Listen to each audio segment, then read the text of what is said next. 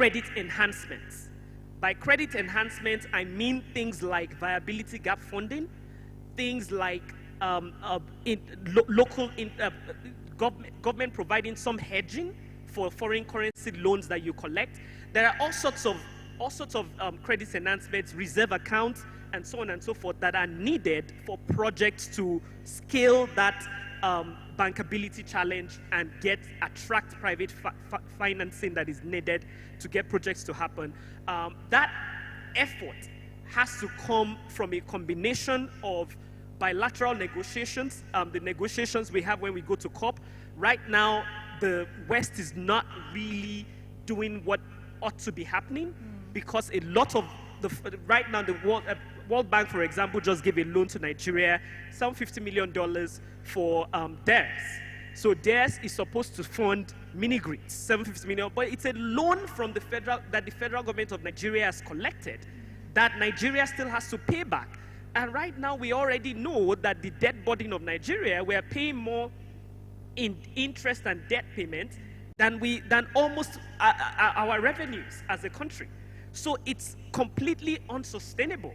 So if we're going to make this transition, a lot of the funds that need to come from international, in terms of climate finance, needs to be grants. They need to be payments for the carbon that has been put in the atmosphere already. Someone said that if we go by the carbon register, that the West owes the South something in the order of $85 trillion. So those are the conversations that we need to be having. We need to get that carbon debt back. But in addition to that, we also need to be accountable. There's no reason why Nigeria cannot produce 3 million barrels of oil today. There's no reason why we can't do that. If we will be transparent and allow transparency and good governance guide our extractive sector.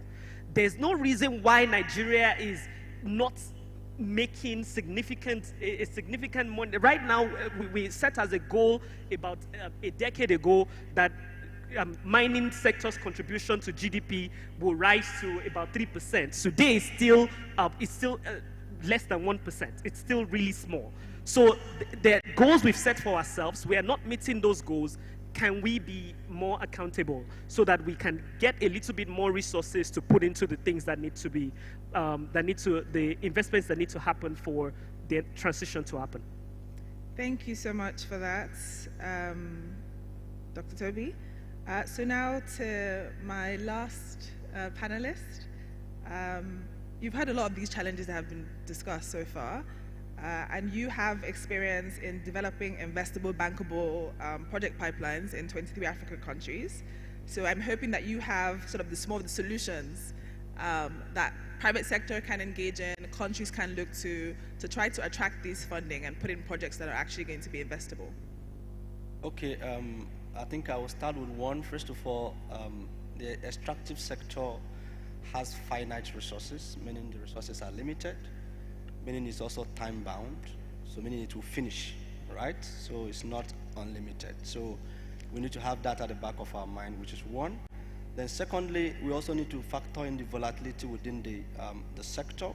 As technologies are improving, the price volatility will also increase. So there are chances that the current price of crude would drop, the current price of cobalt would drop, the current price of the essential metals would also drop as well. So that should be factored in. So what did we see, or what are we seeing, or what are we experiencing? First of all, we are seeing capacity gap in terms of developing bankable investment projects. So even though it's in the extractive sector, we had a need to assess some projects that were sent to us for funding, and we can tell you that about 90% of them had no environmental, consideration within the design.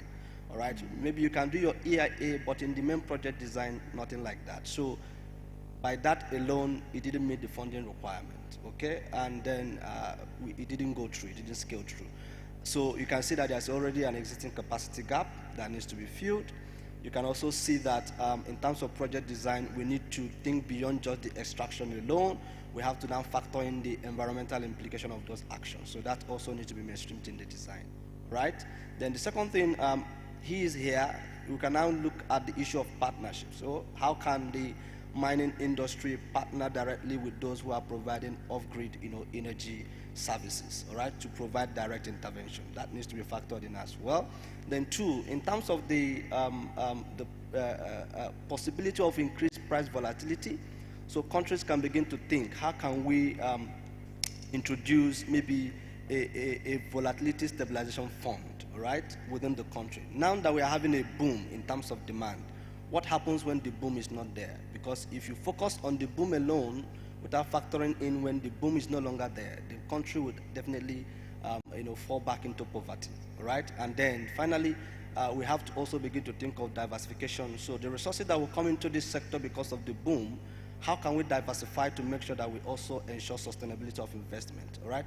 Not reinvesting into the sector, but reinvesting into the value chain that will drive the sector moving forward. I think I will stop here for now. Thank you. Just one other point I also want to make. Malawi came, the Minister for Malawi, thank you so much, ma'am. She came and she said data is available. In Nigeria today, we are asking for investors to come, but when you go to the mining cadastre or whatever to get your to even get basic data on what exists, it's behind a paywall.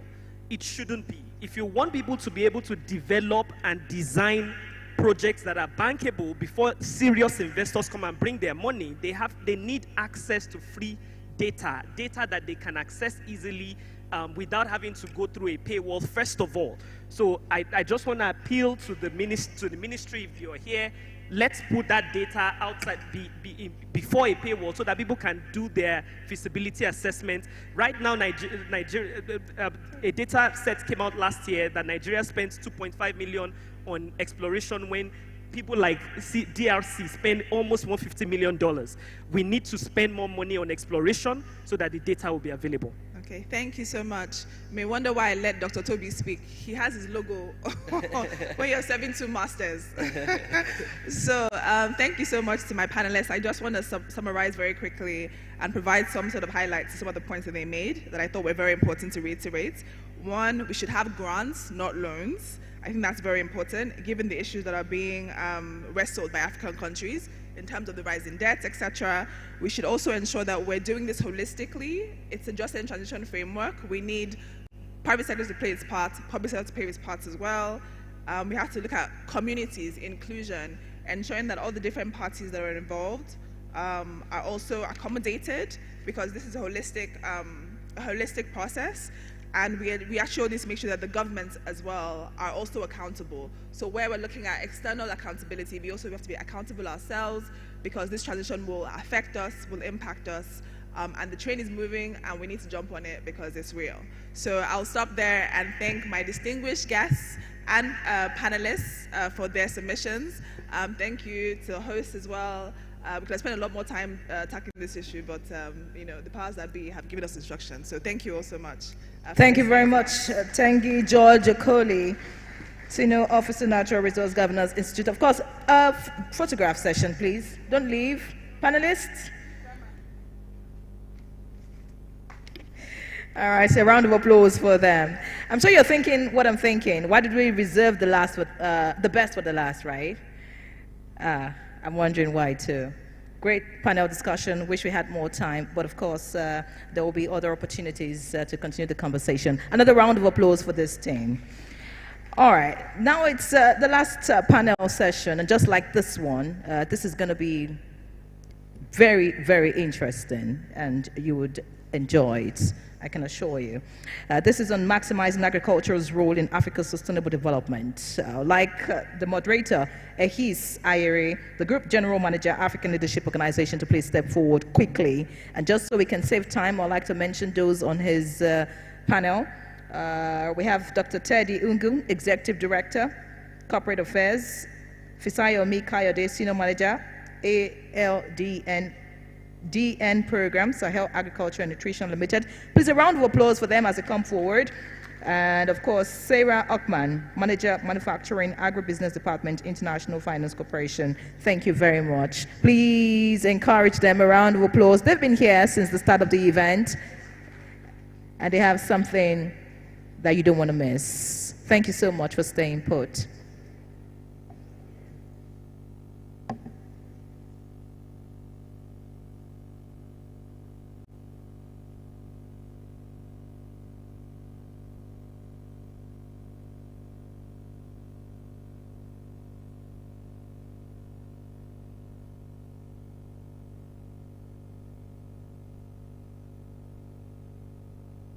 Your Excellencies, ladies and gentlemen, good evening, everyone.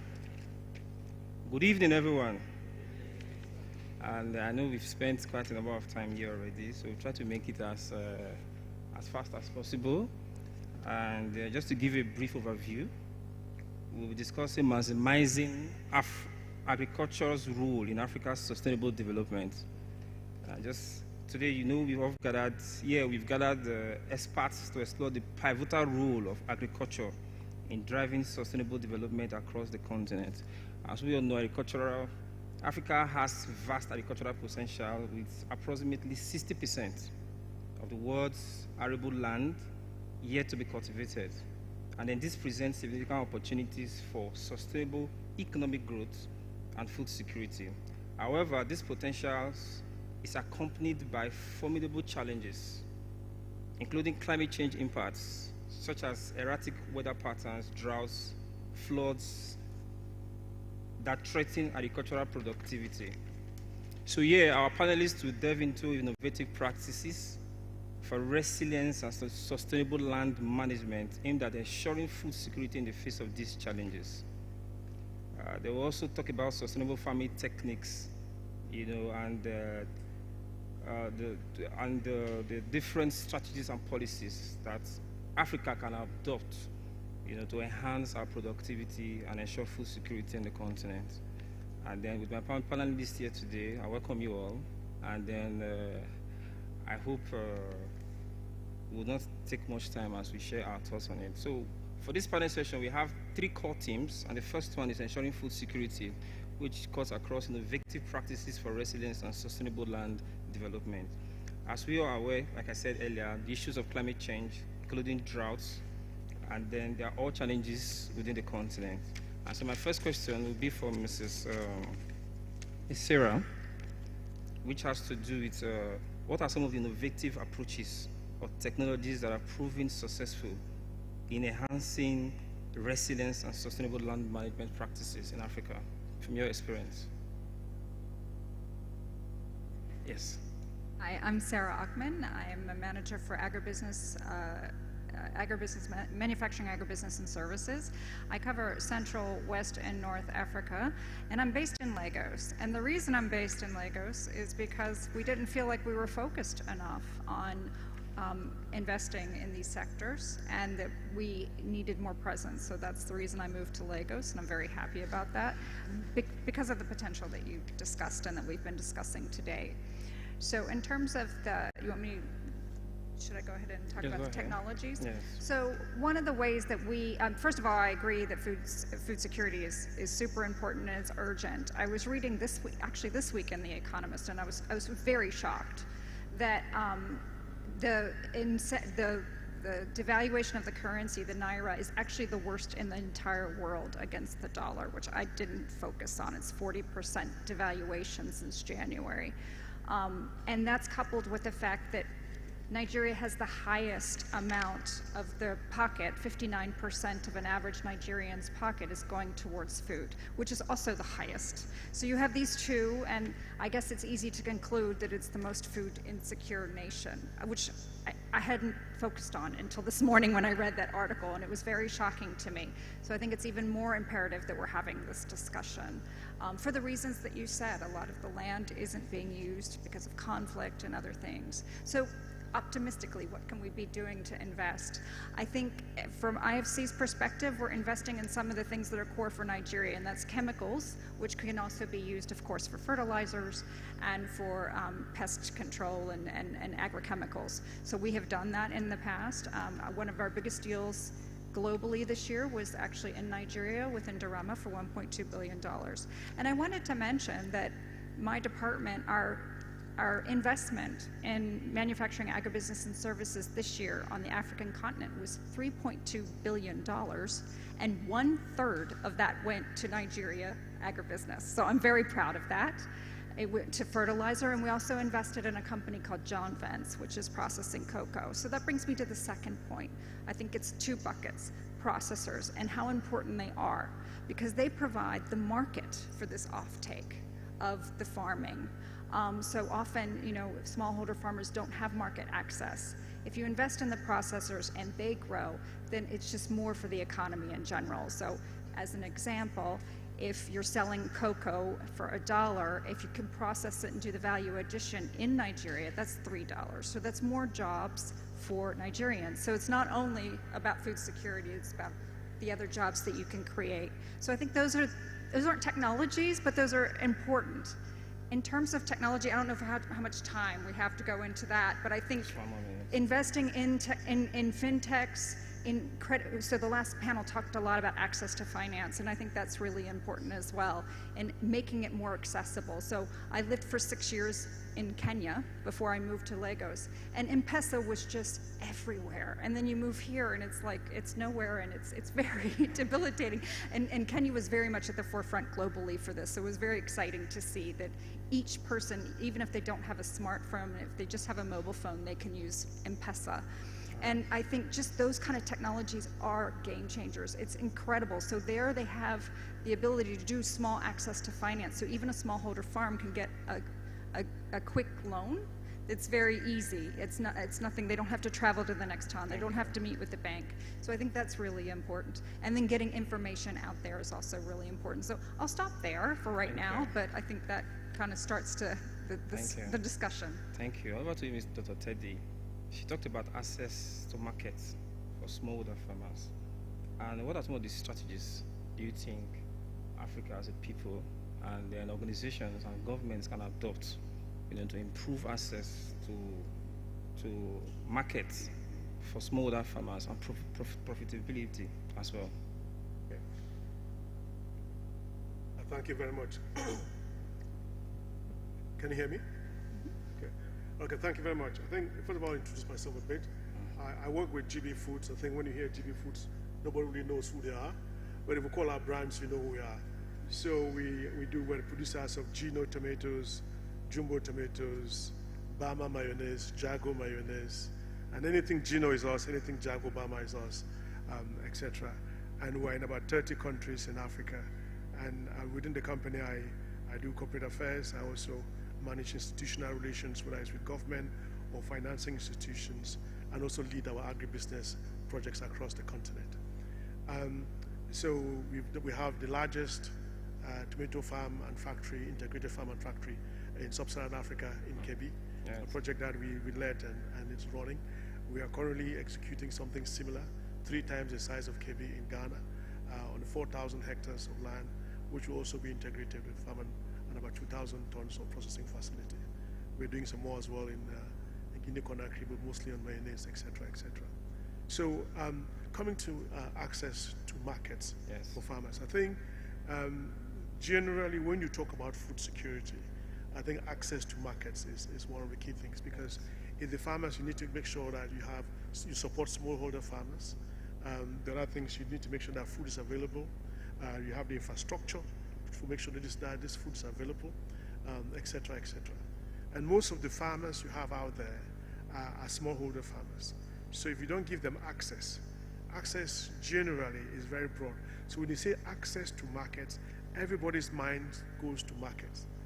But you think about it in agriculture, if you think about the basic value chain, you make something, you move it, you sell it. Yeah. So in the case of agriculture, you grow something, you harvest, you move, maybe you process, then sell, or you just harvest, move, and sell. So that process of harvesting, moving to sell requires access to market. All of that basic value chain requires access to markets. So when a person harvests their product, how do they harvest them? How do they keep them before they take them to market? That's why we tend to find a lot of people focus too much on post-harvest losses. There's also pre-harvest or pre-planting losses as well. We'll not go into that today. Then taking these things to the market. Are the roads good? Is there power and other natural resources to preserve these products? And then when you take them to market, are they getting a fair price? And can people afford their products? And if people cannot afford it, are there payment terms that are favorable to these people? She was talking about M-Pesa. So you find, for instance, in Kenya, that somebody can be doing something in Mombasa, which is 8 hours away from Nairobi. They can put the thing in the truck and it moves on a good road. And I've driven on that road, 8 hours, totally tired. And they'll get to Nairobi, and the person sits in Mombasa and gets their money. And the product gets to Nairobi, and the person picks it up. So you see that there's access to market without that farmer leaving their farm or their premises. So it's important that we try and create an ecosystem that enables, the farmer has access to credit and to inputs to be able to grow their crops. And then they have favorable payment terms and enough time to pay for these things. So if you give a farmer a loan to grow certain things, and they grow those things, you can't be rushing them to pay when they've not harvested. So you give them ample time. Yes. And then when they get their products on good roads to the market, they should be able to preserve those things using energy resources that are there and as affordable. And in the market, there should be a fair pricing and be able to, a fair way of paying them. So they should have access to payment systems that allow them to collect money, because typically a lot of these farmers are rural farmers who are not exposed to the complexities of some of these financial systems and stuff. You look at Nigeria, and I just want to talk about one more thing before I close this. We are suffering from a very big problem where 70% of the population are multidimensionally poor.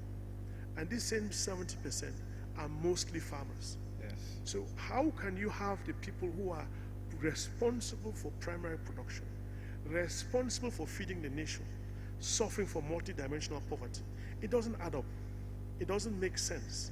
So it means, therefore, that there's something not wrong. There's a disconnect somewhere, and we need to fix it. And that's fixing it. Just drawing for what you were saying. So you are right, 70% of Nigeria's population are involved in agricultural-related activities. From your experience and your work at GB Foods and what you do at in your providing the products for the market. So some of the challenges these smallholders have, which from the perspective of GB Food and sourcing for raw materials, is the issue of climate change. So talking about resilience, so what's the story for GP Food? How have you addressed the issues of climate change, droughts, erratic rainfalls, floods? How are you managing the crisis within the sector? That's a very good question. We have had challenges with our tomato farms in both Ghana and Nigeria, where you've had early rains or longer harmattan's. So tomato is a very sensitive crop. So it requires certain temperatures to grow. It requires a certain amount of water. It doesn't like rain, but it likes a lot of water. It likes sun, but not too much. Above 38 degrees, you have problems. So we've had a lot of heat stress on our crops, which means you have to pump in more water. And then some of this heat stress comes with certain diseases that typically will not affect your crop if you are operating at the temperatures that you look for. And then these early rains. So you find, for instance, you have a crop that looks like you have a potential of achieving maybe 60 tons per hectare. Early rains come, they decimate your crop, and that crop that was looking good now drops to maybe 20, 30 tons per hectare. Oh. So how we are tackling this? We are tackling this by starting earlier. So we start off, the season typically will start in October, but because your seedlings, for instance, the case of tomatoes, has to be in the greenhouse for 30 days, we can afford to do those 30 days during the rains, the late part of the rains in September. So we're starting earlier, so that by the time these early rains, prolonged harmattan comes, our crops are near mature enough for us to process. Now you have flooding. Some of these flooding challenges, we saw this in Ghana, we saw this not so much in Nigeria, but it just means that when we're farming, we move our farms slightly further away from the riverbank. Now this has a problem. The problem with this is that you now have to spend more energy pumping water from the river to your reservoir to now move to your farm. If you're nearer the riverbank, maybe you pump water for 10 meters. If you're further away, you now pump for 100 meters. And the cost of pumping water for that kind of distance is not cheap. So those are some of the challenges. Thank you. Ms. Sayomi, how do you think community-based, what do you think is what can be the community-based approach to addressing the situation? So you said the experience, and for GB Food, the giant in the industry, for smallholder farmers, and how can government support them, and what is the role? How can they collaborate with the government as well to also address these issues of climate change? All right, thank you. I know we like to talk a lot about innovation. Before I continue, my name is Fisayo Kayode, and I work as a senior manager at Sahel Consulting, a management consulting firm that focuses on agriculture and nutrition development in Africa. We like to talk a lot about innovation, but we need to also realize that there are some or a lot of existing practices that we've not even maximized. Yes. And we need to really fundamentally focus on those existing ones, improve on them, and maximize them. I'm just going to use an example. We've been talking about M-Pesa. It's not an innovative financial service. It's something that's been existing. The developed countries are using it. Kenya has M-Pesa. We have MTN trying to push Momo, and I wonder why it's not working and why we can't leverage it as much to increase the farmers and smallholders' access to financial services or information. A few hours ago, I received an alert on my phone about flood warning that is expected to happen in the next 5 days across about 11 states. And immediately I received that message, I began to wonder if these farmers that will be affected in the rural communities have the same access to this information that I just got. And because agriculture is very sensitive, very time sensitive, is a 5-day warning enough to plan for the farmers. So we need to look at how we can leverage digital services to increase access to information at the most remote community. My co-panelist has mentioned that the farmers have limited access to phones, just even as simple as feature phones, especially the women, they do not have access to it. How can we work together, both the private sector, the public sector, to increase their access to these tools to help them have more information on how they can improve their practices, how they can practice conservative agriculture, climate smart agriculture, and so on, to increase their productivity and maximize their income? How can they even diversify their income? Another example I would like to make is around waste management. In developed countries, we see how waste is being converted into biofuel and even biofertilizers. We are not even looking at that angle yet in Nigeria, or maybe if someone is already doing that, it's just very minute and not really a significant effort as much as we need. And people are making money from it. How can our farmers diversify their income, leveraging waste management? They can sell the biogas, earn from carbon credits. There's a huge potential that we need to really tap into and not always think about what's new, what new thing can we bring to the table. Thank you. Ms. Sarah, I know you talked briefly about it, access to finance. Because we know that in Africa, smallholder farmers, they lack access. They're the major players, but they lack access to finance and funding. Looking at the best practices, what's the model for improving access to finances for smallholder farmers? I did want to pick up on what Fisayomi said. I think you're right. We get really excited, especially at conferences, about innovations and digitech and all this kind of stuff. And I think you're right. It's the simple practices. So coming back to your question, for access to finance, I think we're looking at a number of different models. And I mentioned M-Pesa because that's the tool that simplifies it. But really what happens is, it's again getting back to the simplicity.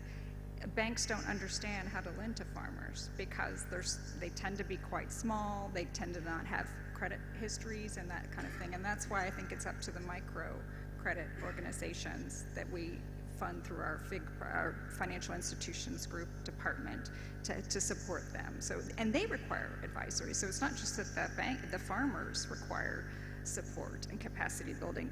The banks do too, because they don't always understand seasonality, and that the farmers need the forward money, like Femiyomi was talking about. They don't have the money for the inputs.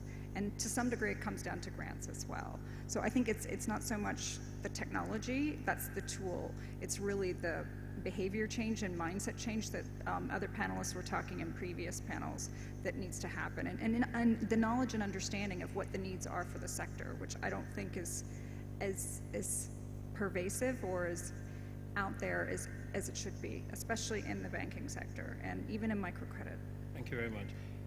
Dr. Teddy, I know you are within the system here in Nigeria, and your organization is one of the big players as well within the sector. And we talked about the Nigerian government has come up with a lot of programs in the past, like the Anchor Borrowers program and several others. How will you assess the impact of that, or will you think that they need to step up? Because I think Mr. President, the President of Nigeria, earlier declared a state of emergency within the industry, within the sector, to enhance, especially to enhance food security. So there are different schemes and different policies, like the Anchor Borrowers program and other recent ones that have been put in place. But how will you assess the impact of those, programs, and what do you think needs to be done to improve access to financing? And what are some of the policies also? I'd like you to also give like a review of because I also read I remember when your factory was being launched, the minister said that GB Food is one of the frontline organizations that are proving that the sector is good for investment when it comes to agriculture. So I wanted to also, at this time, also talk about the sector specifically and those policies of government that are also benefited, that other people, that will benefit people, or people can take advantage of, in investing in the sector. Over to you. Thank you very much. I think, to put it bluntly, the Anchor Borrower program was a failure. Right? A lot of people don't like to hear this. That's what it is. So let me just tell you that it is. One, I'll give you an example of why it was a failure. Even in the rise that is being flagged as a success, the reason being that a lot of the farmers saw this as an opportunity to grab their share of the national cake. They see this as, the big men in Abuja, they have access to government money. They pick a bit of it for themselves. Now, when you do an Anchor Borrower program, you provide me with fertilizer, you provide me with all of these inputs, and even give me a small loan to do these things. Somebody will buy it, they'll take some of these fertilizers and they sell it. Let me now give you a case study. In our case, we had an Anchor Borrower program working with the Tomato Association in Nigeria here. And they took, at that time, about 8 billion naira. This was 8 billion naira at 385 naira to $1, not the one you have today. And part of this money was to provide inputs to the farmers, etc. In Kebbi, where we have our program, we worked with GIZ very successfully to train extension workers and East-West seats as well. And we trained about over 5,300 farmers. And then they had to be given seedlings, inputs, etc. What you found was that there were some cowboys who were realizing that some of these farmers could not afford the entry fee of about maybe 30,000 to get the economics of the money that's available for economics of production. They now sponsored farmers into the program. They came, they collected the fertilizers, the tools, the knapsacks, etc., and went and opened their shops. So when they came, they collected seedlings and dumped them, and then collected these things that were meant to as inputs and went and opened their shops. So you walk driving around town, and you see people, somebody who was meant to, things that were just collected that morning in the shop for sale. In the end, of these 5,300 farmers who were trained, etc., less than 300 actually participated and grew tomatoes.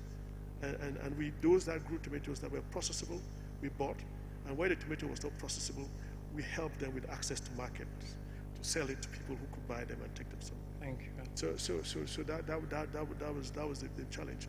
You see, there are crops in Nigeria, and in fact in a lot of other African countries, where the farmers never ever go to government and ask for help. Have you ever seen a peanut farmer come to Abuja and say, look, I need help with peanut farming? Have you seen a soybean farmer could do that? A sesame seed farmer? No. The reason is because they're making money. They don't need to be disturbing themselves. The cowpea farmer, etc. They're making money from these things. Yes. So when you see agriculture as a business, see, this is why I love additional from when he was Minister of Agriculture to today. He says, by 2030, agriculture, if I'm not wrong, will be a $30 trillion business. And that's where you make money in this continent. It is not a development initiative. It's not a grant-making scheme.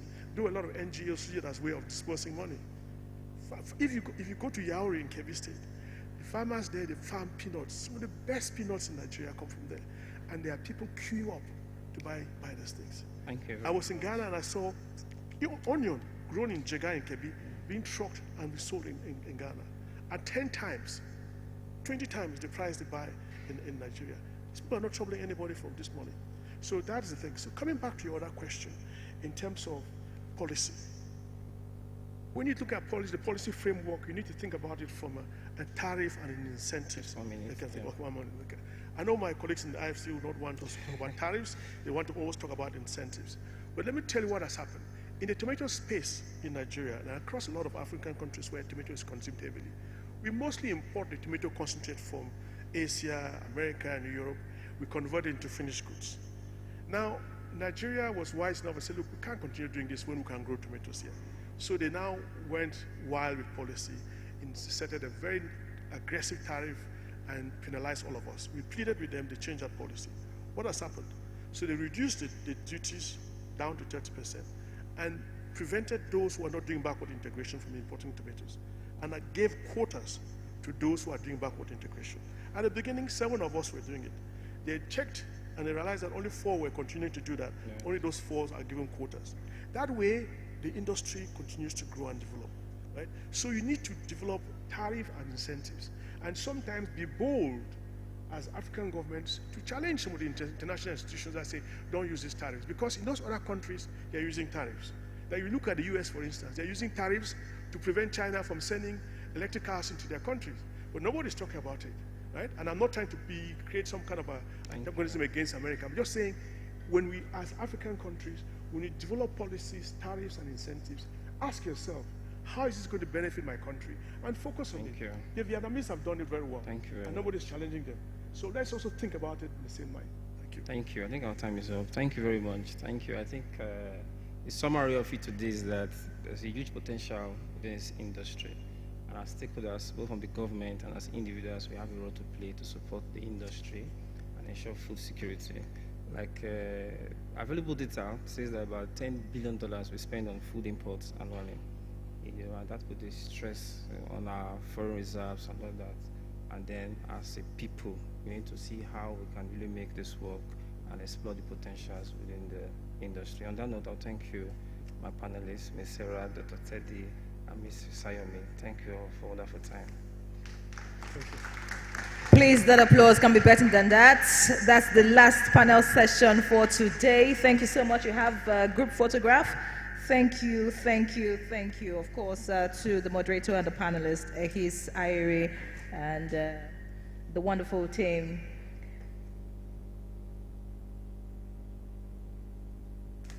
Thank you very much. Please, another round of applause for them. And of course, for yourselves now. Please, a round of applause for yourself. We do sincerely appreciate you for staying put with us from the start of this event till this time. And for visiting ministers, we have something special for you tonight. By the way, I hope you're aware. Yes, of course, the Nigerian way, something you would really like. And just in case you're interested in attending a welcome reception for VIPs and sponsors, which is holding tonight, we'd like you to please ask any of the ushers that you can find around you to get information on how you can attend. Of course, our visiting ministers, you know you're going to be there, and it's going to be fun. Thank you so much, everyone, the Permanent Secretary, Ministry of Solid Minerals and Development, every guest here, VIPs, we do sincerely appreciate you. It's been a very interesting day. You know, the future we all want for ourselves is one of our own making. That's what we're doing here. I'm sure you agree. It's been a very brilliant day. Tomorrow promises to be much better as we focus on investing in natural resources projects and businesses as a pathway to development, private sector focus. Please put your hands together for the organizers of this program as we come to the end of the very first day of AFNIS 2024. Wishing you a great night, and of course, hope to see you bright and early tomorrow. Don't forget, the time is 9 a.m. All the delays you saw today would not be there tomorrow. Yes, trust me. So, of course, we would be right on time and wrap up on time. Thank you once again. God bless you. Have a good night.